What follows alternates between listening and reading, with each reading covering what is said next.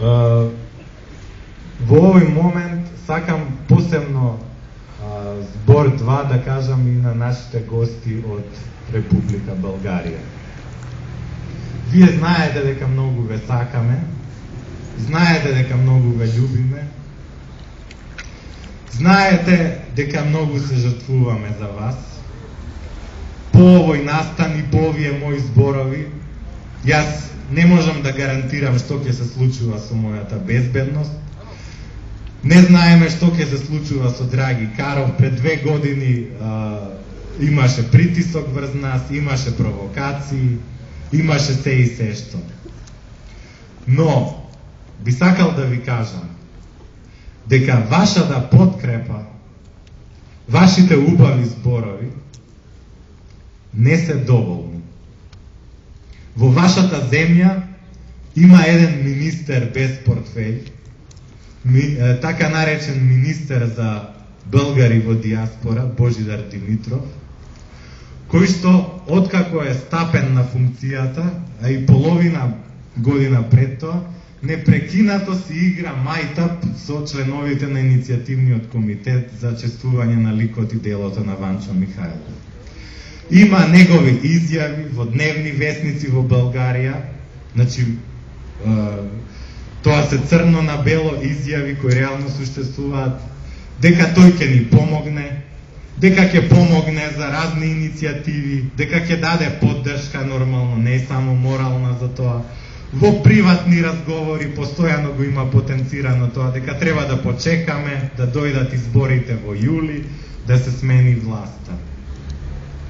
Истиот тој Божидар Димитров, таа фурнаџиска лопата, тој човек на сите режими, сега не само што не го спроведува тоа што го ветил, туку во приватни разговори со нас дури ни вели дека ние тука не сме репресирани, дека ние многу убаво си живееме тука во Република Македонија. Како не му е срам?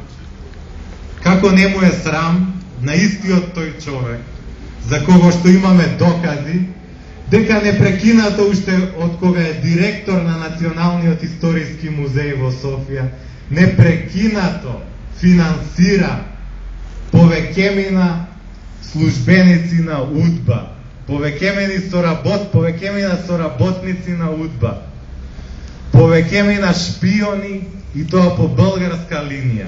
Истиот тој Божидар Димитров ги финансира. Сега, јас само би го повикал Божидар Димитров, бидејќи е агент на некогашната државна сигурност, веднаш да ги врати парите државната сигурност на Българија што ги инвестирала во неговото школување. Бидејќи тој со сите негови курсеви шпионски што ги посетувал таму, не може да научи кој тука во Република Македонија бил соработник на УДБА, а кој не. Значи, причините се 2. Или Божидар Димитров е глупав и не ги разбира тие работи, или Божидар Димитров намерно го прави тоа и намерно ја финансира УДБА или остатоците од УДБА во Република Македонија. Тогаш за кого работи тоа лице, кое што постојано, наместо да даде поддршка и помош тука, постојано ги дразни граѓаните на Република Македонија со некакви екзибиционистички изјави, дека тој ќе дал 100.000 евра или 1.000.000 евра или долари или беа на секој оној што ќе најде доказ за суштествување на македонска нација пред 1944 година. Па ако тој не ни помага нам на најмек начин да го соопштиме фактот на општото минато, на заедничките корени на славјанското население на денешните држави Република Македонија и Република Българија, со кое право ние може да им се лутиме на граѓаните на Република Македонија, кои што поминале југословенско образование, кои што биле научени на друг начин, кои што ги примаат без да се виновни за тоа како готов факт историските фалсификати. Со кое право Божидар Димитров може да го бара тоа? Со кое право Божидар Димитров од друга страна се представува како заштитник на българштината во Република Българија? Сакам да ви кажам дека тој мајтап веќе нема да поминува. Ова е последен наш собир на територијата на Република Македонија. Веќе нема да има панихиди на кои што ќе доаѓаат со автобуси граѓани на Република Българија на еднодневен патриотарски туризам. Ќе доаѓаат со знамења, ќе се сликаат со нас, ќе запалат свеки и ќе се вратат под Јорган планина во Софија и во другите градови на Българија. Не, драги пријатели од Българија, тоа веќе не може да помине. Тоа веќе не може да помине. Ако сакате така да правите, пријавете си ги во вашата удба, која што вашиот министер Божидар Димитров ја финансира.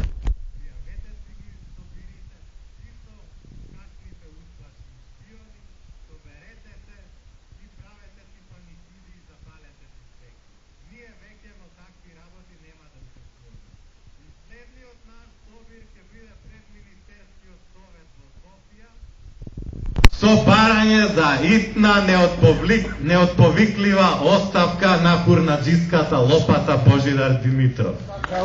Браво! Истна оставка на тој кариерист.